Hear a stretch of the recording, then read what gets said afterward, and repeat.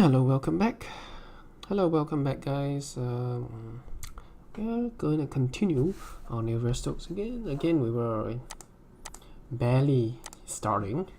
As you can see, it's going to become a little long and complicated, but it'll get simpler as we go along.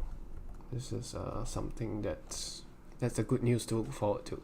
So in the last video, we were talking about stress, and this video we'll be talking about more stress.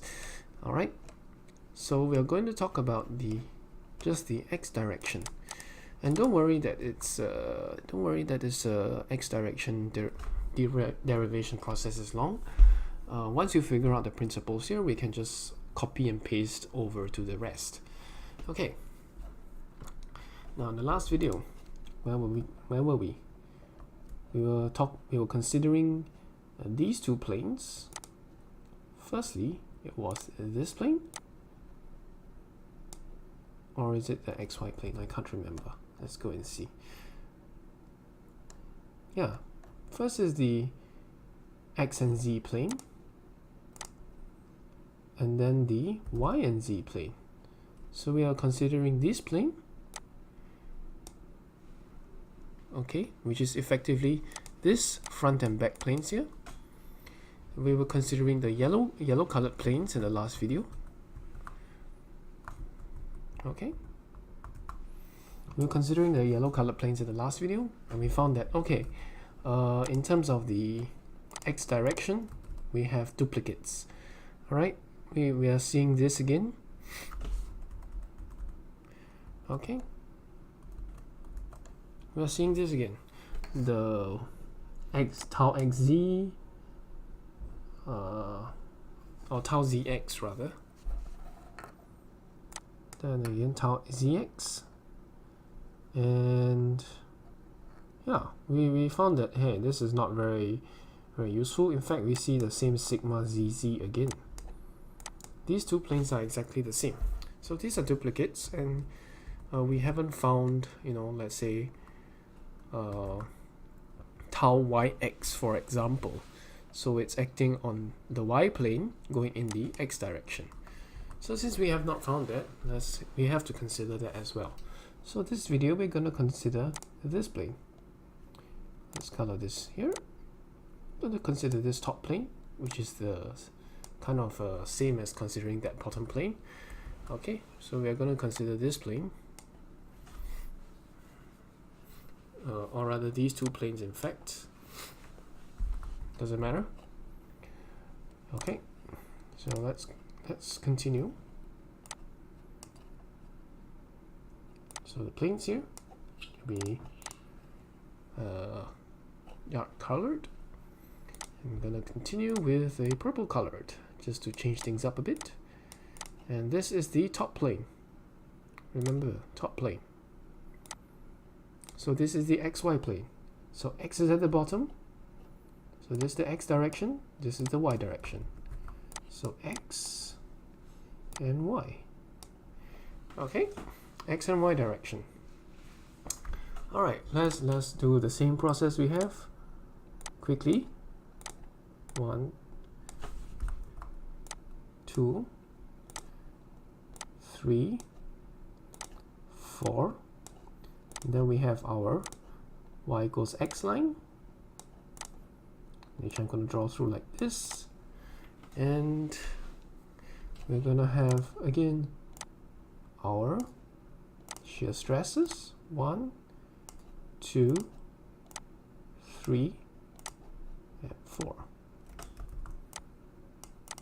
Okay, let's quickly you're gonna name the stresses this time. So this is a sigma stress because it's a normal stress. What plane is it acting on? It's acting in the is acting on a plane perpendicular to the y direction, going in the y way. Okay, so this is evaluated at y.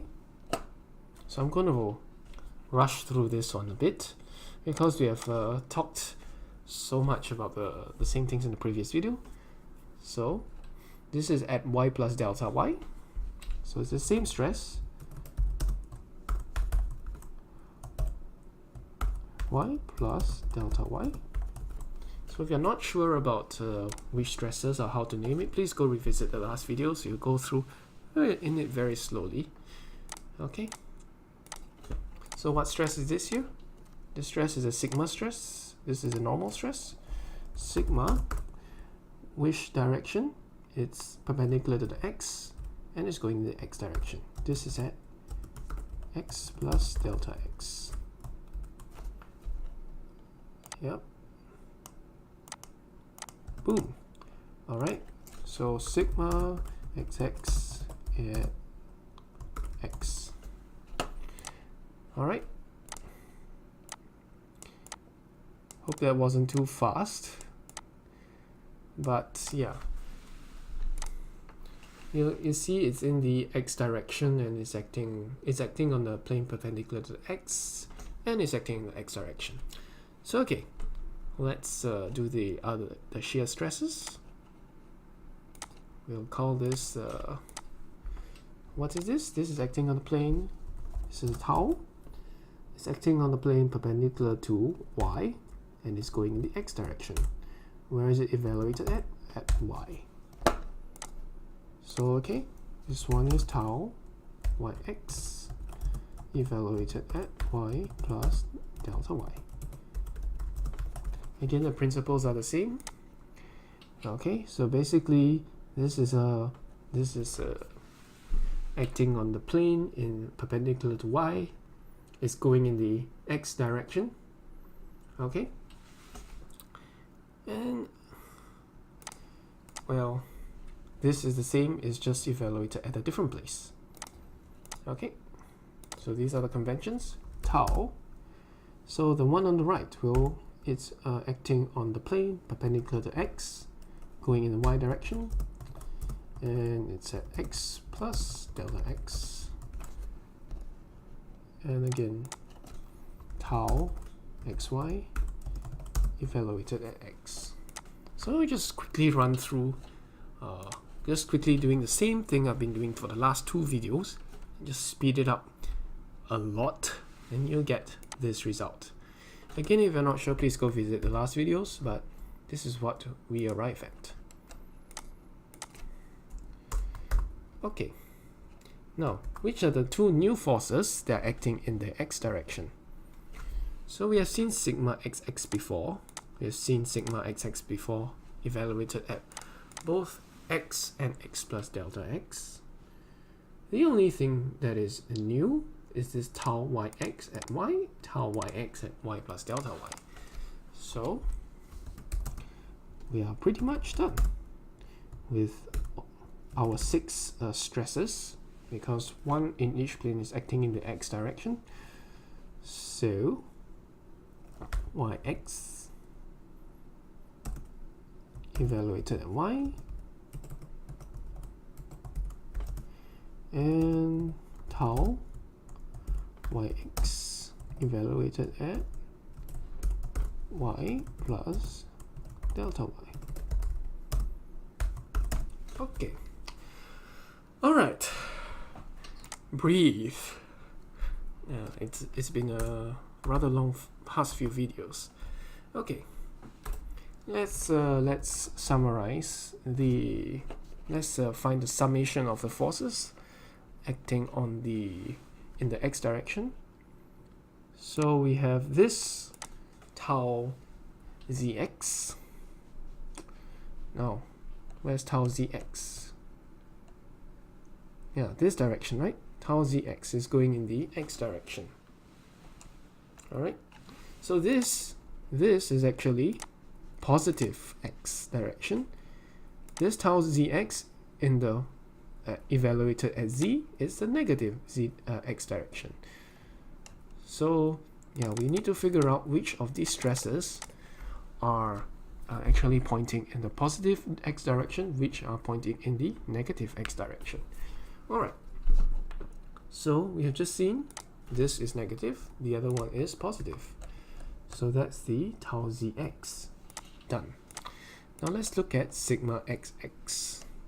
Now sigma xx evaluated at x, you can see is pointing in the negative x direction. To the left, we define left as negative x direction. So this is negative. and the other side is positive. And what about the tau yx? Evaluated at y, it's pointing in the negative x direction. At y plus delta y, it is positive x direction. Alright. So, now that we have found out the correct vectors of the forces, so of course we define the force vectors going in positive x direction. That's a positive that's the positive direction. From small x to large x, that's a positive direction we define for our force. Same for y, small y to big Y. This is the positive y direction. Same thing for z, from small z to big Z. I'm not going to elaborate too much. Alright, so what is the area? You have elaborated that stress before. It's just force per unit area. So what is this area? Well, you have to go back to our little cube here. Okay, I'm going to drag this down here. Actually, we don't need this anymore. Okay. Don't need this anymore. Don't need this. Okay, we are, where are we? Yes, we are looking at our cube again. So, tau, let's see, tau zx. Where's tau zx? Yeah, tau zx is here. Which plane is it acting on? It's actually acting on, if you can see, the x and y plane. The plane perpendicular to the z direction is actually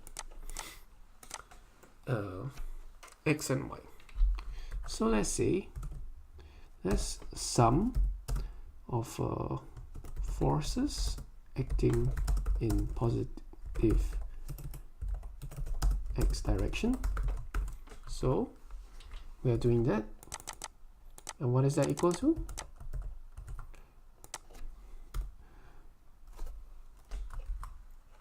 Okay, so this is the positive, and what's the area? The area is whatever is perpendicular to z, because it's acting on a plane perpendicular to z, so is delta x delta y. And then we'll have this also, and the area, again, we look at the plane it's perpendicular to. It's perpendicular to the z direction, so that is delta x delta y. And then we're going to add this, add this guy. What plane is it perpendicular to? It's perpendicular to the x direction, so delta y delta z. Alright, next one. Now how am I figuring this out? Because our naming convention helps us. It's acting in the z direction. What's perpendicular to z? X and y. Acting in z direction. What's perpendicular to z? X and y. Acting in the x direct perpendicular to the x1. So what's perpendicular to that? Y and z. So y and z. Delta y delta z plus, finally the last one, tau. And what is it perpendicular to? It's perpendicular to the y plane. So y is perpendicular to the y, or orthogonal to the y plane. Delta x delta z. That's the area. And this one.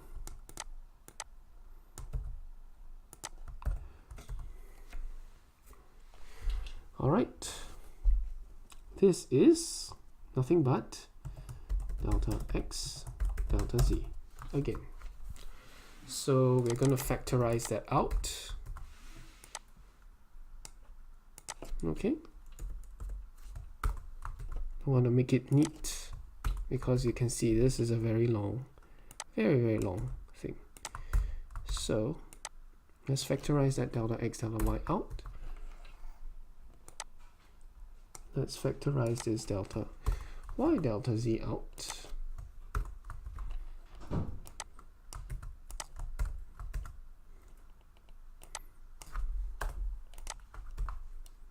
And let's get this out as well.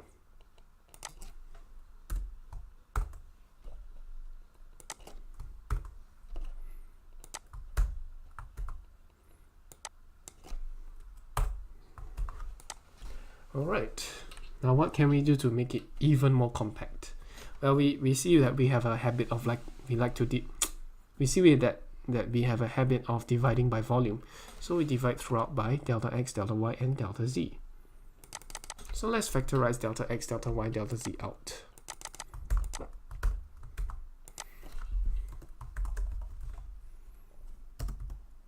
So, alright. What's at the bottom here? And we factorize delta x, delta y, delta z. So we have delta z here. The missing one for this piece is delta x. And the missing one for this piece is delta y. Now that's all we are just doing, factorizing things out. Hopefully can speed up now and get an idea of what we are doing. Alright, so eventually we like to, saying we have a habit of dividing by volume. So we'll just factorize these things out. Alright, good. Now, if we have gone back to our original equation,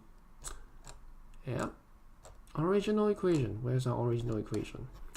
Our original equation is this one. Okay, so this Newton's second law again.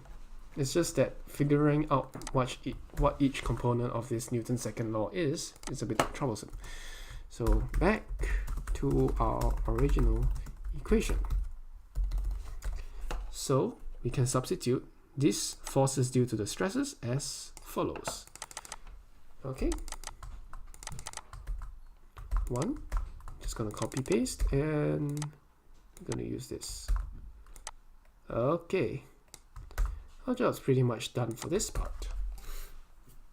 Okay, body forces, thankfully it's way simpler.